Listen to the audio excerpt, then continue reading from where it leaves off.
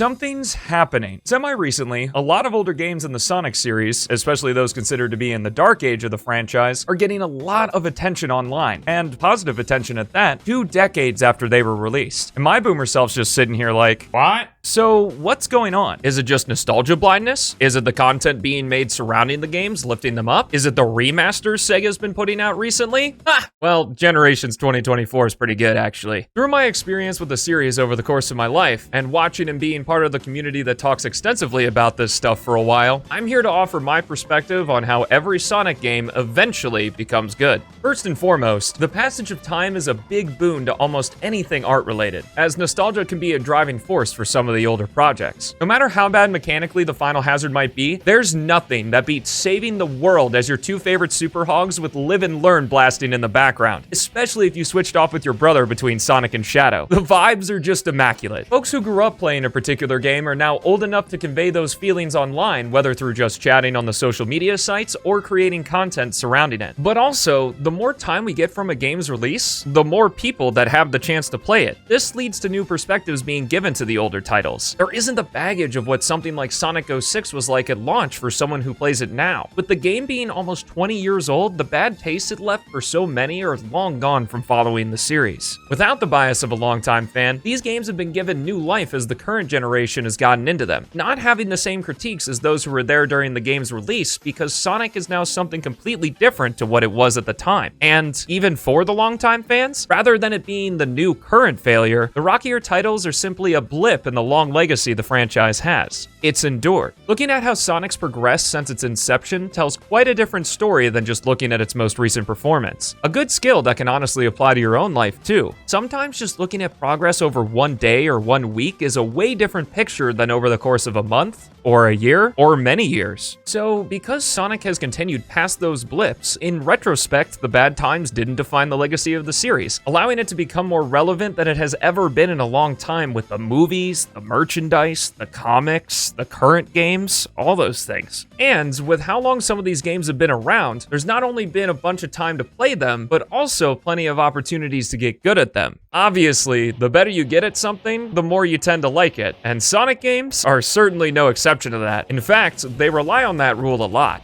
A core feature of the Blue Blur series since 1991 has been replayability, and I would go so far as to say that almost every Sonic game has some sort of quality of life to make replaying the game easier. Whether it's a stage select, marathon mode, fast travel, what have you, these games are meant to be played more than once, or twice, or even 5 times. This leads to an interesting relationship in the modern day, as so many things are nagging at us for our attention and gaming has hit the mainstream, allowing for easier access to more titles than could be feasibly played in one's lifetime. The replay factor of Sonic games is not nearly as big of a selling point as it once was, especially when they're similarly priced to other AAA titles, unlike the majority of games that are a third of the cost. But fans of the series know this, and thusly do play these games over and over and over again, which leads to them generally getting pretty good. And hypothetically, when an individual who comes and plays a game in the series for the first time and doesn't like it gets shoved to the side and is told skill issue. And there is truth to that. There are speedrunning communities, which is the most extreme case of replaying a game over and over again, for almost every Sonic game, including things like 06, Secret Rings, Shadow the Hedgehog, Lost World, etc. And in talking to these folks, they absolutely adore these titles and explain ways to circumvent common frustrations, or in some instances have a hard time understanding why it was a criticism in the first place. Because both in playtime and possibly real time, their first playthrough of the game was very long ago. But if a Sonic game just becomes good through gaining the skill in order to play it well, what can the gameplay actually be judged on?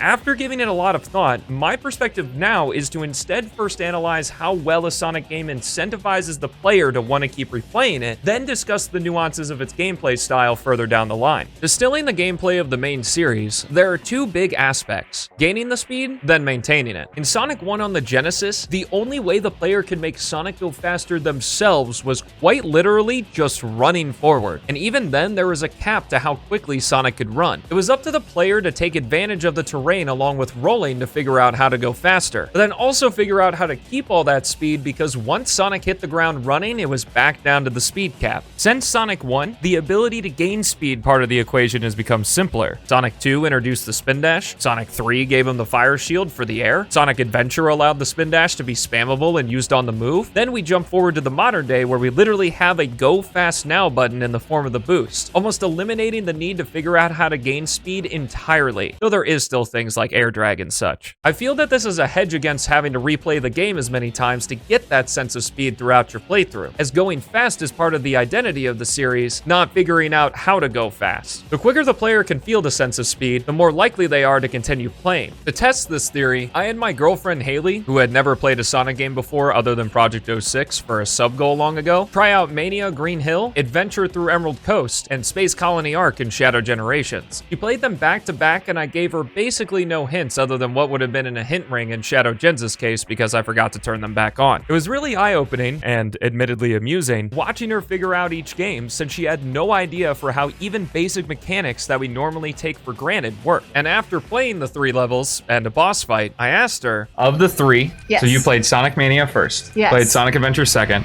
yes. You played Shadow Generations third. Yes. Which one did you like the most? This one. I promise I didn't pay her to say that. Really? Why? I felt like I was going fast and I was powerful even though I didn't know what the fuck I was doing. Okay. Which one did you like the least? The second one. Okay. There's too many camera switches and I got confused very frequently. I got confused in this one, but not as much, and I felt like I was doing more in this one. Okay. Felt so easier. If you had to play one of these levels again, it would be this? Probably. Well, it's a Sonic game. It's all about replaying. That didn't mean I wanted to. Hop in.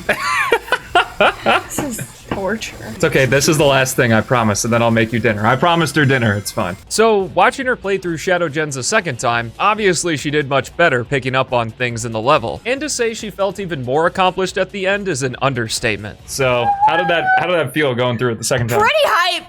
Right. I'm pretty hyped. That's awesome. Good to see the magic of Sonic games at work, but I also couldn't leave out these funny moments. I'm impressed with myself now. I'm impressed too. You're Thank you. Playing good.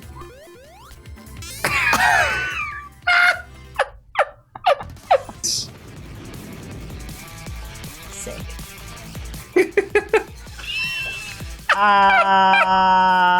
That's unfortunate.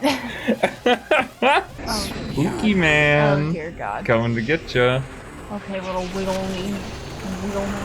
Wiggle wee. Wiggle wee. Wiggle wee. If you had to give that character a name, what would it be? Octowiggle.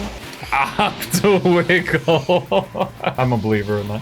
Anyway, since the boost games solve the first half of the equation with one button, they are naturally less complex, in a casual sense. Obviously, in the extreme setting of high-level speedrunning, glitches and exploits have been found to make them even harder in their own right than the older titles, thus lowering the skill floor. Even for a non-speedrunner, there is boost design that can still be challenging, like Sonic Unleashes DLC levels. It's just that the way that they do it is to test your reaction time even more, leaning even further into the maintaining the speed part of the equation than the boost games already are. It'd actually be really interesting to get a boost game where the boost is a limited resource. And the closest we kind of got to that is the original Colors, since Colors Ultimate gave the perfect homing attack, which allows you to get boost for pretty much everything again. Because of this, I think that Shadow Generations is the best we've seen so far in terms of incentivizing replayability. The game is super short, so it doesn't take up much of your time. It has a fast travel system with snappy menuing and its own leaderboards in-game. It's got the separation of Doomwing and non-Doomwing runs, giving you 2 different categories to beat for each level, and it's a boost game, subsequently lowering that skill floor for folks who may only play the game 3 or 4 times. It's great. The only improvements I could suggest for it are a marathon mode like Colors' Egg Shuttle and checkpoint timers like the original Generations, and having an in-game non-chaos control timer, but I've ranted about that already. That type of critique is what I feel is productive for the series going forward, because just saying the game is bad or no it's not bad, you just suck, isn't really helping anything, since there's truth to both sides. It's still important to discuss these game systems and mechanics beyond their replayability, but since getting good helps in appreciating what the game offers regardless, it's just as, if not more important, that a Sonic game has really good features surrounding the gameplay to get the most out of them. Ideally, a Sonic game should not only be fun when the player gets good, but it should also be fun on the journey to getting there. And while Boost isn't as complex and not exactly what I want out of Sonic, I can't deny that it's still a fun style, and I think the best one for introducing people to the series, especially when it's the core focus of the officially released games. If you're familiar with the online Sonic community in any capacity, you've heard of the endless sea of mods and fan projects that exist for pretty much every game in the series. There are so many ways to play Sonic games that not only enhance the original experience, but also provide tons of customization options to make that experience your own. Even though some do take more legwork than others, like the adventure titles for example, nowadays you only need to download one or two things to get into the modding action for most of them. And it's been made incredibly easy with tools such as the Adventure Mod Manager for SA1 and 2, and the Hedge Mod Manager, which takes care of every Hedgehog engine game all in one spot. With Game Banana being the hub for basically all of the mods for these games, the one-click install feature the site has makes things super simple. These additions are why I highly recommend that any fans of these games invest in a PC capable of running them, because this is where the longevity of the series is. Infinitely customizable versions of any Sonic game you can think of that's expanding more and more every single day. And that doesn't even count the individual fan projects. Especially recently, there's been an explosion of remakes and ports by incredibly passionate folks in the community. Sonic 1 Forever, Sonic 2 Absolute, Sonic 3 Angel Island Revisited, Sonic Project Reignition, Sonic Project 06, Sonic Unleashed Recompiled, and I'm sure more I have yet to hear of. These folks are taking the potential of the ideas the original games had and or optimizing the issues out of them. Look, I love the classics, but Rollock is just terrible, and are turning these games into great experiences from front to back compared to their release versions. Along with huge mods like the Dreamcast conversion for Sonic Adventure or Sonic Origins Ultra Fix, yet another way to play an enhanced version of the classics, along with the decompilation projects that are going on for many games in the series, those dips in quality over Sonic's history are really starting to be mended. And the best part, you get to make it your own. Don't like a specific feature? Turn it off. Prefer a different interpretation? Play that. Want to mod the mod?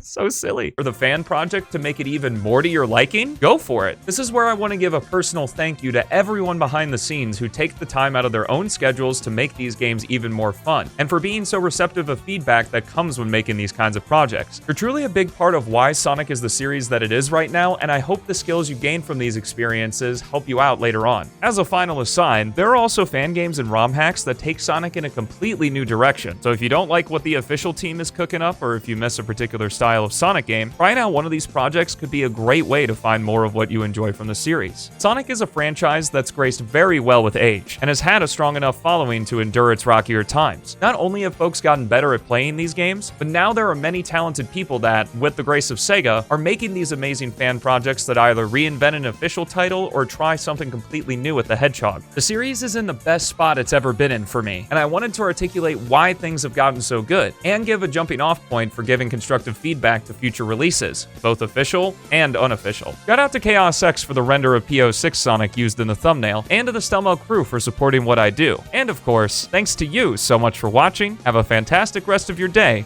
and I'll see ya in the next one.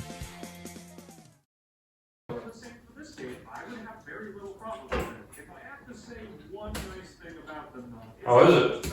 Not bad. Not worth it. Not bad. Fair enough.